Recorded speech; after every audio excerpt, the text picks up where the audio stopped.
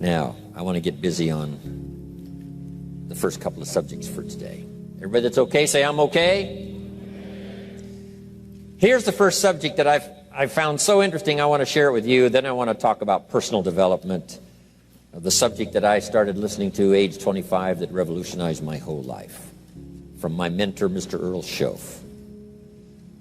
Here's an interesting subject. Just jot it down now. It's called enlightened self-interest. Enlightened self-interest. It's a fascinating study to study the idea of self-interest. But just make this note, all of us, have self-interest.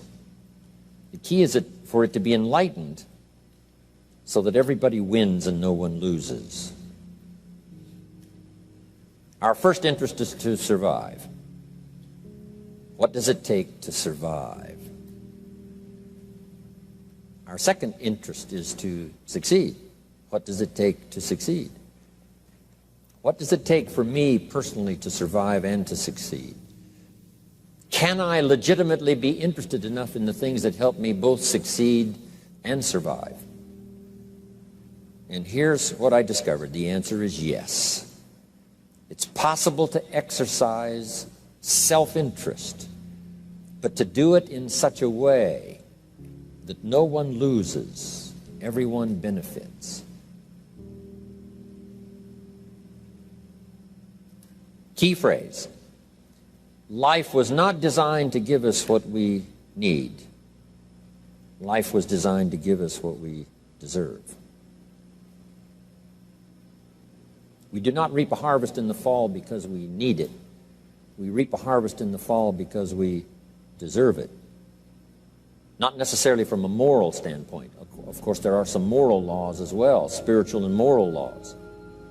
But just the basic laws that simply say if you wish to reap, you must plant. So jot this down. Reaping is reserved for the planters.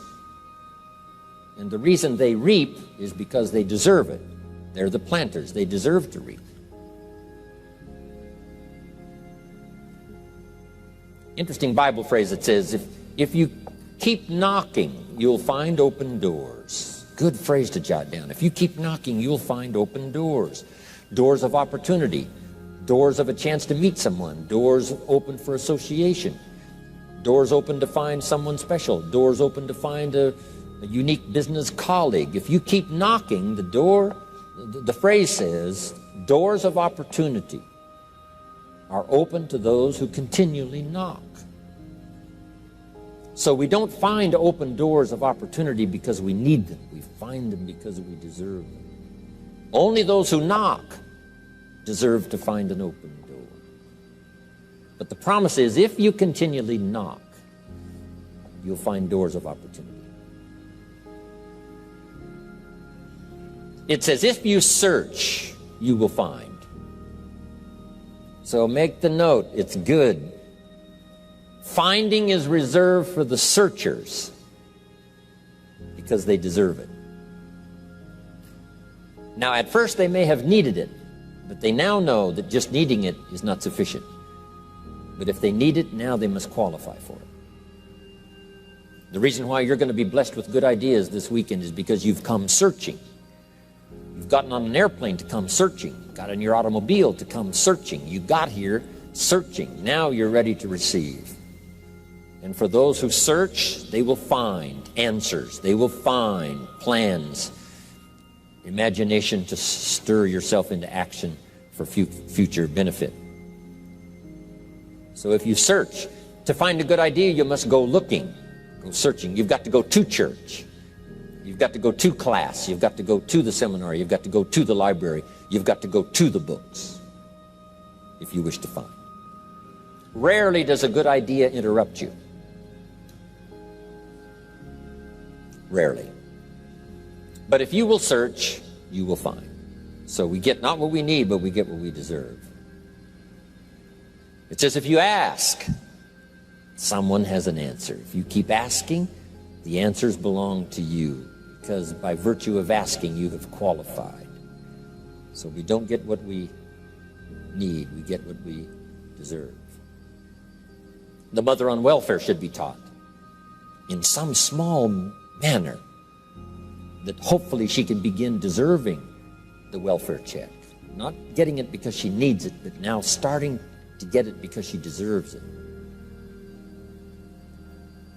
If the welfare worker says to Mary, Mary, I brought a bucket of paint and a paintbrush, and the next time I come, if the door is painted and the fence here in front is painted, I give you the check for $450. Not that painting the door and painting the fence is worth $450. It's not worth that much, but it is the beginning of the process. So make that note. I want to begin the process of deserving. What would that be? What process should I begin engaging in to deserve good health, to deserve a good relationship, to deserve prosperity, to deserve an enterprise, to deserve the opportunity to build a city? What must I do to begin the process of deserving? So now the welfare worker comes back and the door is painted and the fence is painted, and now Mary gets the $450 to help take care of her children, not because she needs it, but because she's beginning to deserve it. Then the welfare worker thinks of some other project. She said, Mary, if these weeds are gone and this little garden is cultivated, when I come back, now that the door is painted and the fence is painted, if the weeds are gone and this little garden is cultivated, you get the $450. And step by step, a new life is emerging, learning the process of deserving it, not just needing. We teach our children at home, right? Child says, I need $10. So that language doesn't work here. There's plenty of money here, and the vaults are full. But to say I need $10 is not how you open the vault. So the child says what? Wow, how can I get that $10 that I need? So here's what they learn to say. How could I earn $10? Now the vault opens up. Now the money starts to flow. How could I earn $10? What could I do to earn the money? Not to get the money because you need it. Maybe you need the money. That's, all of us have needs. But here the key is to figure out how to open the vault, how to open the bank, how to open this unbelievable flow of resources to come our way. And here's the key: to deserve it, not to need it. You can't walk out to the field and say to the field, I need a crop. Here's what the field says. Here's what the ground says. Who is this clown that brings me his need but brings me no seed? So jot that down. Take your seed to the marketplace, not your need. Don't disclose your need to the marketplace, only your willingness.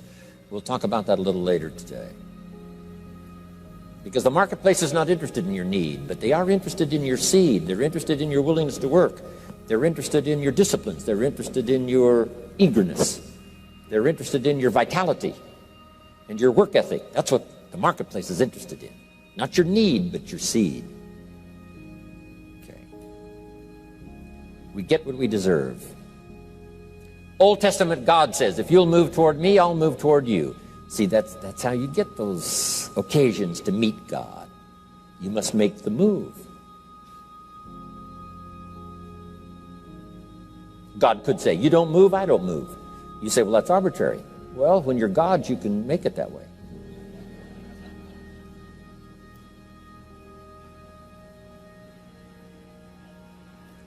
So, the law says if you wish to receive, now let's talk about enlightened self-interest. If you wish to receive, and we would call the wish to receive self-interest. But if it's enlightened self-interest, here's what it says. I understand that in order to receive, I must give. Receiving is reserved for those who give. Receiving is not reserved for those who need it. It's reserved for those who deserve it. We deserve the receiving by giving. In fact, there's an extraordinary phrase in this little context, and here's what it says. It's better to give than it is to receive. Now, the uneducated person would find that difficult to ponder. Why would it be better to give than it is to receive? So let me give you one of the better phrases for the day. Here it is. Giving starts the receiving process. So of course it's better to give than it is to receive. How much receiving do you wish? You must start the giving process. For me to receive my additional fortunes for the future, not necessarily for the money, because I don't need the money. I take the money, but I don't need the money. But here's what I do need: for someone to say a year from now, 5 years from now, Mr. Rohn, that seminar helped to change my life. And for whatever reason, I was brought here to this place for this time.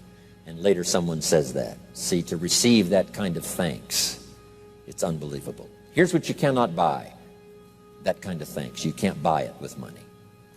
You have to earn it.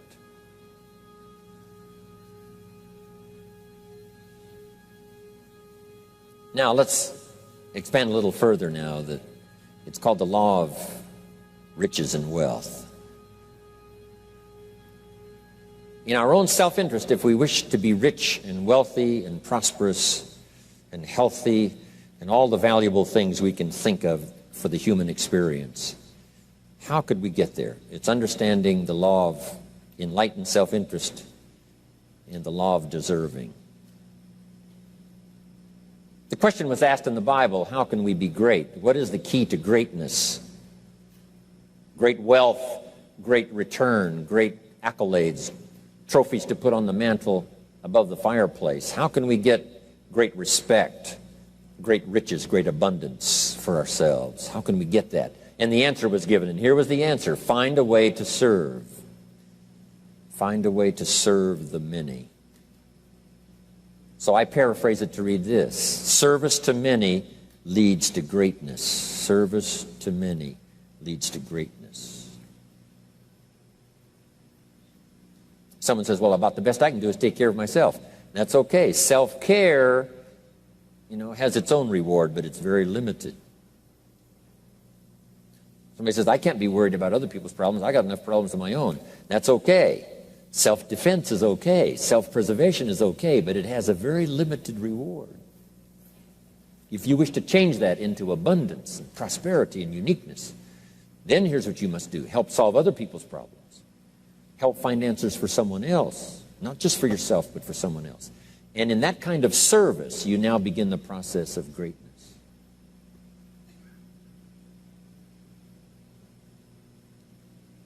Someone asked the question, how can I be ruler over many? How could I manage a lot of people? How could I be the leader of a vast movement or enterprise? Here was the answer: nothing wrong with that wish. We call that self-interest of the highest kind. Wishing to be the manager, the ruler, wishing to be presiding over many people. Here was the answer: be faithful when the amounts are small. Be faithful when there's just a few. Be disciplined when there's only a few. That starts to entitle you to someday be ruler over many. You say, well, if I had a big organization, I'd really run it with a strong hand and I'd be a fabulous leader. But I've only got a few and I don't know where they are. See, that's not going to work. If you wish to preside over riches, you must start when the amounts are small. Someone says, oh, if I had a fortune, I'd really take good care of it.